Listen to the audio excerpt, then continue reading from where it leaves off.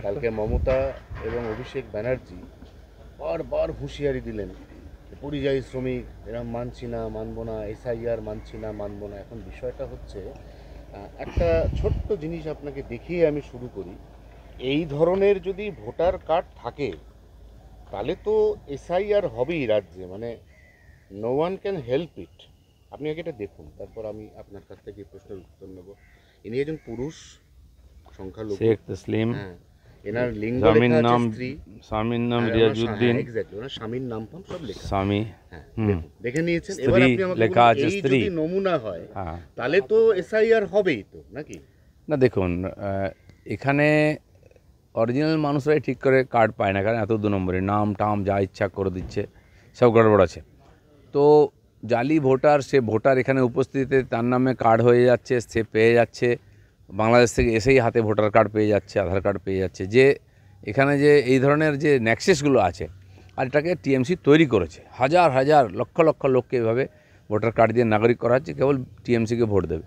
একজন দাড়িওয়ালা লোকের নাম, তার স্বামীর নাম, তাকে স্ত্রী হিসাবে দেখানো হচ্ছে। এই যদি ভোটারের নমুনা হয়, তো এটা তো সে যে অরিজিনাল ভোটারও হয়, তাও তো সংশোধন করার দরকার আছে ওর ডকুমেন্ট নিয়ে। এভাবে তো হতে পারে না। দেখুন, মানব না, করব না অনেকেই বলে, ওনাদের বলা অভ্যাস বলে দেন। ট্রাম্প মেনে নিচ্ছে, আর তোমরা কে?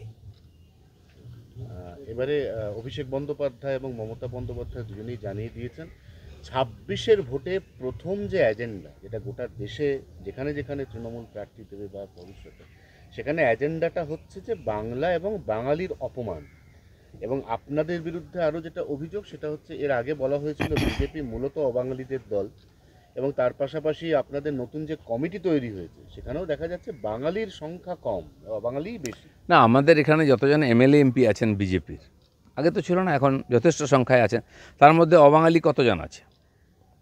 আর এবং যদি অবাঙালিও হয়, তারা এখানে বড় হয়েছে, কয়েক পুরুষ ধরে আছে, বাঙালি হয়ে গেছে, বাংলা বলতে পারে। আর টিএমসি যাদেরকে করেছে এমপি, তাদের দেখুন না কতজন বাঙালি অবাঙালি আছে। তারা কি বাংলা জানে? বাংলার কালচার জানে? দুর্গা পূজা, নববর্ষ জানে? জোর করে বাঙালি বানানো হচ্ছে।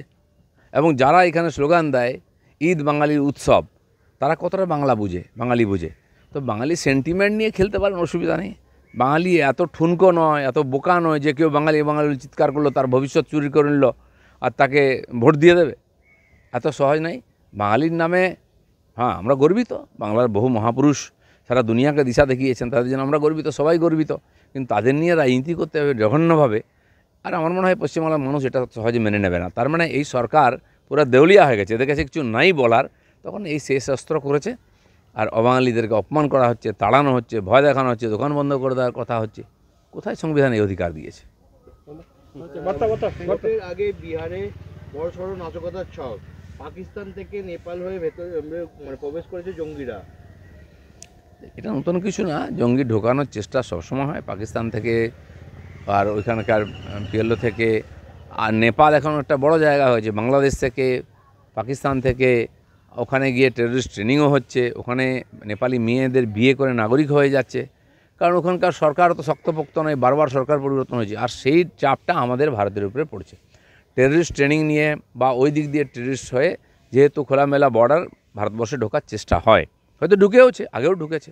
এবং অনেকবার দেখেছি দাউদ ইব্রাহিম বা হাজি মস্তানের উপরে যখন এখানে সরকার স্টেপ নিয়েছে, তার শুটাররা সব নেপালে পালিয়ে যেত। কিন্তু সেই দিন পাল্টে গেছে। ইন্টেলিজেন্স বলুন, বর্ডারে নজরদারি বলুন, অনেক বেড়েছে। সহজে কেউ আসতেও পারবে না, আসলে ফিরে যেতে পারবে না, কেউ গেলে আবার ঢুকতে পারবে না। সেজন্য সবাই যেন সতর্ক থাকেন, সাবধান থাকেন এবং কেন্দ্র সরকারের উপর ভরসা রাখেন। পুজোর আগে ভাতা বৃদ্ধির সিদ্ধান্ত রাজ্য সরকারের। বৃদ্ধি নয়, যে এরিয়ার আছে সব দিয়ে দিন পুজোর আগে। সত্যি তাহলে বাঙালির মান সম্মান থাকবে। বাঙালির টাকা চুরি করে আপনার বড়লোক হবেন, আর বাঙালি বাঙালি বলে সুড়সুড়ি দেবেন, বাঙালিকে চোর বানাবেন। আজকে টিএমসি পার্টিটা যদি বাঙালির পার্টি হয়, তো পুরো পার্টিটা তো চোর। দেশ বিদেশে বাঙালির সম্মান বেড়েছে? আপনার বাঙালি মন্ত্রী, বাঙালি এমএলএ, বাঙালি এমপি, নেতা সব জেলে যাবে, তো এতে কি বাঙালির সম্মান বাড়ছে? আমরা বলছি যে বাঙালির ভাতাটা মারবেন না, ডিএ টিএ যা বাকি আছে পুজোর আগে দিয়ে দিন, তাহলে হয়তো আপনার রাজনীতিতে একটা সম্ভাবনা আছে, নাহলে তো বিসর্জন নিশ্চিত।